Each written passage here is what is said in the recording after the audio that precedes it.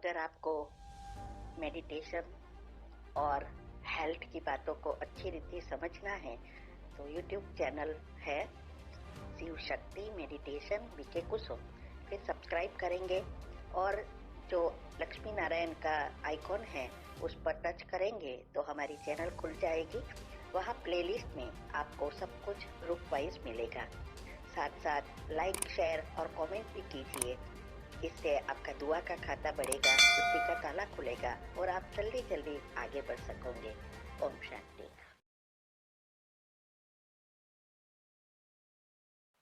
ओम शांति। आपका प्रश्न है, आज मुरली में आया कि कोई बच्चियों को छुट्टी नहीं मिलती, बहुत मार खाती है। इसमें हिम्मत चाहिए, डरना नहीं है, बहादुरी चाहिए, नस्तो मोहा भी चाहिए, मोह भी बड़ा प्रबल है, ये समझना है। उत्तर है, ये ज्ञान मार्ग है। तो ज्ञान मार्ग बिल्कुल दुनियावी चीजों से अलग है, ऑपोजिट है। जो हम करते आए, भक्ति में पूजा पाठ करते आए, जो कुछ हम किए, जो दुनिया में अभी चल रहा है, इससे बिल्कुल अलग होने के कारण और हमारी धारणाओं के कारण बहुत सारे प्रॉब्लम आते हैं पुरुषार्थ में। लेकिन बाबा यही कहते हैं कि कभी भी हिम्मत नहीं हारना है, गृहस्थ में रहकर युक्ति युक्त आगे बढ़ते रहना है। नहीं तो क्या होगा, जाना ही बंद करवा देंगे बाहर, मीन्स के पुरुषार्थ ही नहीं करने देंगे। तो इसीलिए भगवान मदद तब करता है जब हम हिम्मत का एक कदम उठाते हैं। इसीलिए मुरली में आता है कि आप हिम्मत का एक कदम उठाओ तो मैं पदम गुना साथ हूँ। लेकिन अगर एक कदम उठाया ही नहीं तो पदम गुना कहाँ से मिलता है। तो हमारी जो नंबर 1 में आने का जो पुरुषार्थ है, वो पुरुषार्थ के लिए जो भी धारणाएं हैं, वो धारणाओं में ही प्रॉब्लम होता है। क्योंकि सबको आगे जाना है, नंबर 1 में आना है, लेकिन धारणाएं कभी कभी खुद नहीं कर सकते या कभी कभी सहयोग नहीं मिलता परिवार का। लेकिन याद रहे, हर कोई जो भी भगवान के बच्चे ब्राह्मण बनते हैं वो पहले से ही ये ज्ञान मार्ग में तो होते नहीं, तो घर में भी सब भक्ति मार्ग में ही होते हैं। तो पहले से ही कोई धारणा नहीं कर लेता। लेकिन जितना जितना हम ज्ञान को समझते हैं, हमारी अवस्था बनाते हैं, उतना हम युक्तियों से आगे बढ़ सकते हैं। तो हिम्मत का अर्थ या बहादुर बनने का अर्थ ये नहीं है कि आप बस इस सबको कहते रहो, नहीं मुझे तो अभी इसमें आगे बढ़ना है, अनशुद्धि करनी है, पवित्र बनना है। नहीं, ऐसा मुख से कभी नहीं बोलना है, इसमें तो बहुत डिसर्विस हो सकती है। ये युक्तियां रचनी है और इसकी ही 17 वीडियो आती है यूट्यूब तीव्र पुरुषार्थ ग्रुप में। और दिनचर्या मनचर्या सेट करना भी बहुत जरूरी है। तो हिम्मत करने का अर्थ यह है, युक्तियों से आगे बढ़, अपने आप को परिवर्तन कर, जो भी धारणा करे हो सके इतनी करते जाना है और योग में पक्का बनना है। लेकिन बाबा ने दूसरी साइड ये कहा कि तीव्र पुरुषार्थ करने या नंबर 1 में आने नस्तो मोहा बनना पड़े।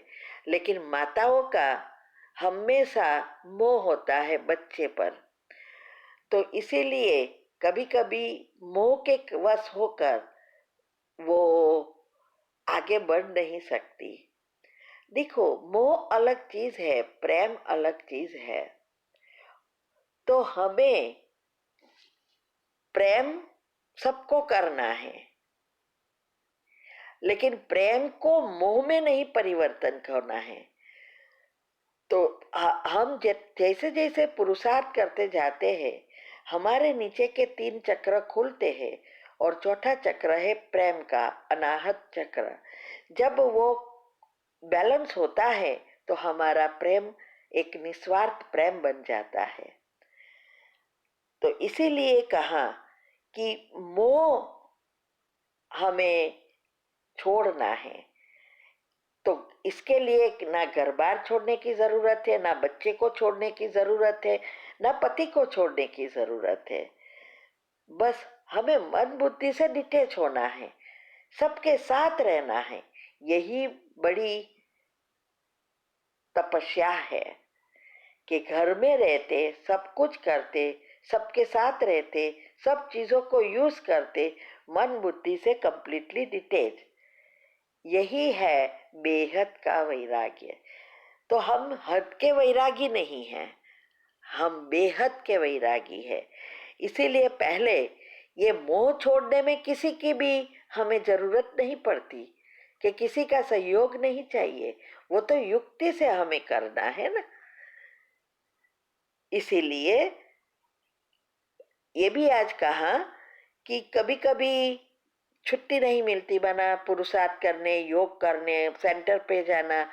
और इसके पीछे भी रीजन है क्यों बंद हो जाना पड़ता है, क्योंकि हम जल्दबाजी करते हैं।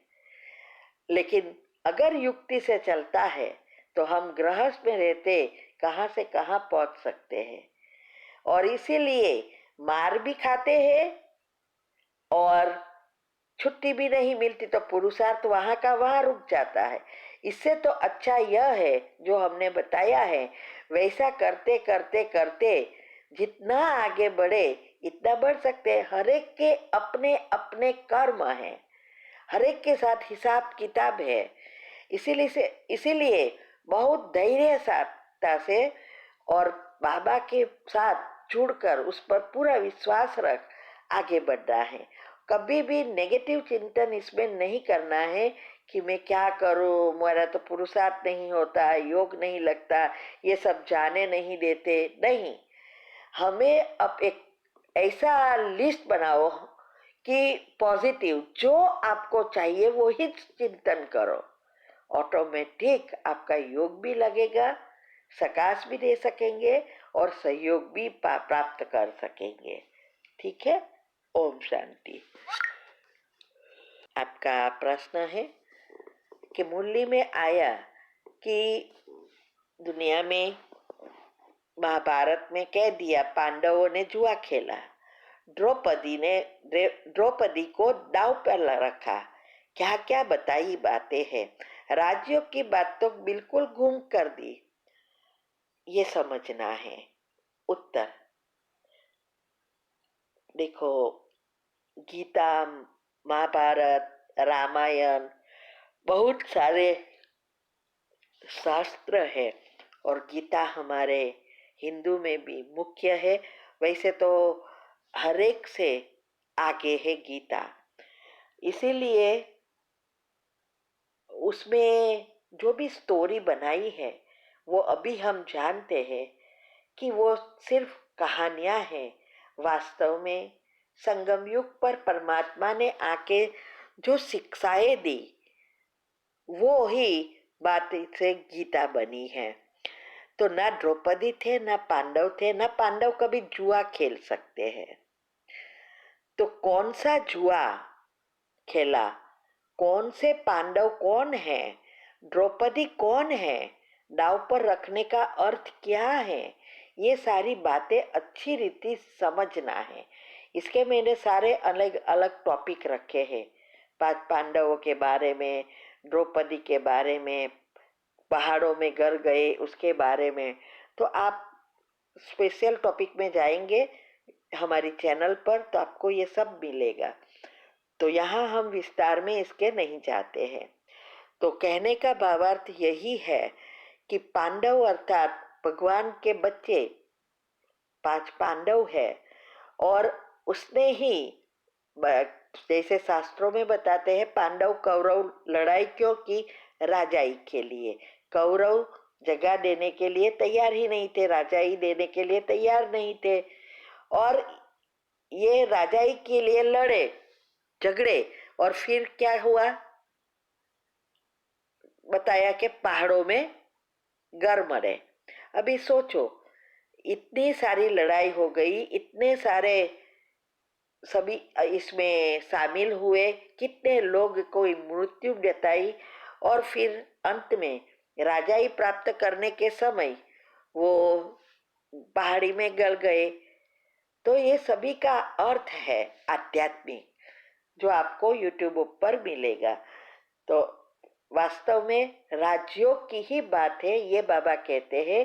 राजयोग की बात सब करते हैं, गीता में भी है, लेकिन राजयोग क्या है, कैसे करना है, कौन कराते हैं, कब कराते हैं, इससे और गीता महाभारत से क्या लेना देना है, ये बातें कोई नहीं जानते हैं।